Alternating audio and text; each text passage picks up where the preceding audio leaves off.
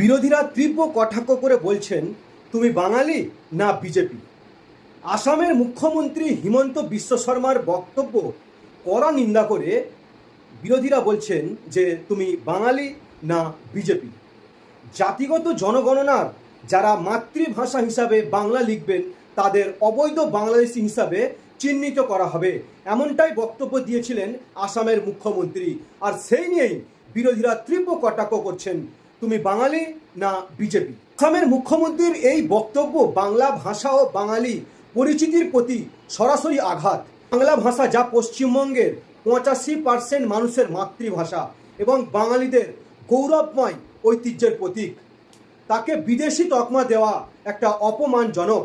কিন্তু পশ্চিমবঙ্গের বিজেপি নেতাদের এই বিষয়ে কোনো উল্লেখযোগ্য প্রতিবাদ দেখা যায়নি। তৃণমূল, সিপিএম, কংগ্রেস, আইএসএফ সব দলই এর বিরুদ্ধে সরব হলেও বিজেপির নীরবতা সন্দেহের জন্ম দিয়েছে। এই নীরবতা কি তাদের বাঙালি পরিচিতির প্রতি নিষ্ঠার অভাব প্রকাশ, নাকি দলের অনুগত্যের কাছে তারা বাঙালি সত্তাকে ত্যাগ করে দিয়েছে?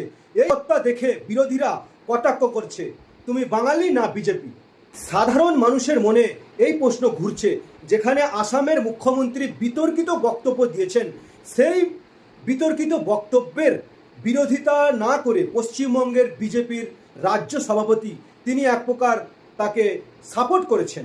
আর এইটাই বিরোধীরা কটাক্ষ করে বলছেন, তুমি বিজেপি না তুমি বাঙালি, এবং তুমি বাঙালি না তুমি বিজেপি।